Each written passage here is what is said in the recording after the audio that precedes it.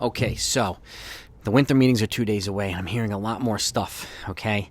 And with the news that happened last night with Zach Eflin, and a bunch of other rumblings and grumblings too. I'll be live during the winter meetings as well a couple times, but make sure you subscribe to this channel if you haven't done that yet so you don't miss anything that happens leading up to the winter meetings, during it, and after it, because I'm going to give you everything, okay? Yankees and non-Yankees, but I want to bring up two names, okay? Willie Adames and Oswald Peraza. Why? Okay, Oswald Peraza obviously is the Yankees' best shortstop in the farm and on this Major League roster, okay? Defensively, it's not even close, okay? He's a whiz with the glove. His bat hasn't caught up yet, but he hasn't had enough playing time at the Major League level.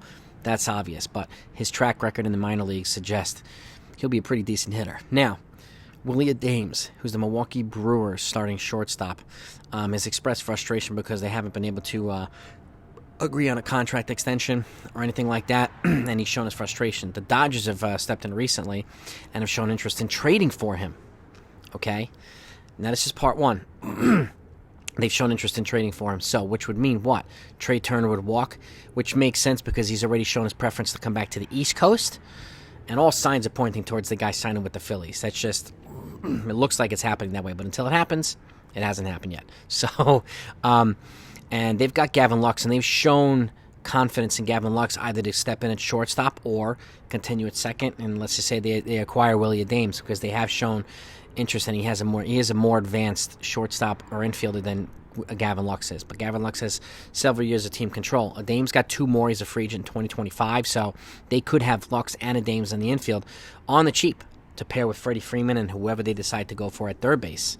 Okay? I'm also hearing rumblings that the Red Sox are going to start taking calls on Rafael Devers, so look out for that too. Okay, look out for that, especially in the Dodgers land. They have what it takes to get people like this. Okay, but let's just say they trade for Willie Adames for shortstop. They keep Lux at second. Okay, that leaves the shortstop opening for Milwaukee Brewers. This is where Oswald Peraza comes in because the Brewers, I'm hearing, are also might move one or both of their ace starting pitchers who they're not able to come to an extensions to, either Brandon Woodruff or Corbin Burns. Okay. It is very, I'm not going to say, well, it is realistic, but I'm not going to say probable. Let's just say plausible, okay? It's very plausible that the Yankees could package Oswald Peraza in a trade for one of those starters, okay? Or even, let's just say Woodruff, or part of a bigger package to get a Corbin Burns. Both of these guys have 2 years of team control left. They're not free agents until 2025 as well. So that gives the Yankees an ace pitcher to put behind Garrett Cole, the 1B to the 1A, right? And it also, protects them from having to go through free agency if they don't want to, and overpaying for a Justin Verlander who's 40, or overpaying for Jacob deGrom, who looks like it's one pitch away from his arm falling off, okay, even though he's outer-worldly when he's healthy, or giving up the qualifying offer and paying all the other stuff for Carlos Rodon. Even though I would love for them to get Carlos Rodon, this is a way of them getting an ace pitcher. Even though he might be a righty, this is a way of them getting another ace pitcher without having to go through that and without having to give up draft picks or international prospect money or anything. It would just cost them what they already have. And again, you'd have 2 years to see whether this would work in the American League, this transition from the NL to the AL, for either one of these guys before they decide to lock one of them up long term. Or an extension could be part of this whole thing, okay? And the extensions won't be cheap, that's for damn sure.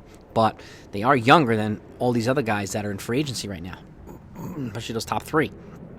And so what if they package Peraza? And it's going to cost, obviously, more than Peraza. You might have to give a Peraza and Dominguez for Corbin Burns and a couple more pieces as well. Probably Peraza for Woodruff and a couple other pieces. But it would give, again, the shortstop that the Brewers need. It would also give the Yankees what they need in terms of a frontline starting pitcher to go with Garrett Cole. Okay? And now, I'm not saying put IKF at shortstop. Okay, that experiment clearly did not work, okay? But you can keep him at third if they decide to move Donaldson, and I hope that they do. Even if they eat a boatload of money, you can keep IKF at third if they decide to do that, if they decide to keep him around.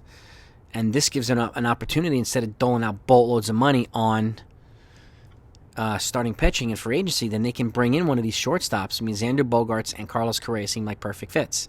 You could plug them at shortstop this year, and then when IKF moves on after next year, you can move them over to third. Correa's already shown a willingness to move to third, okay? And Xander Bogaerts plays multiple positions. So either one of them represents a clear fit. And this is independent of whatever they decide to do with Aaron Judge, okay?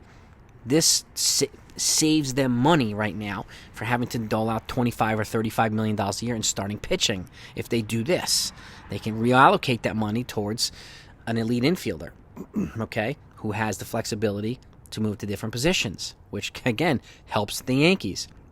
Both of those guys are playoff tested, playoff proven, okay, and know the American League turf. And Bogaerts knows the American League East inside and out.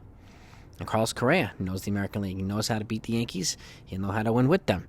So even though he'd probably be a magnet for hatred in the beginning, if he shuts his mouth and plays well, people would endear themselves to him. I'm pretty confident of that. But this is a path for them to do this. Yes, it would stink to give up Peraza.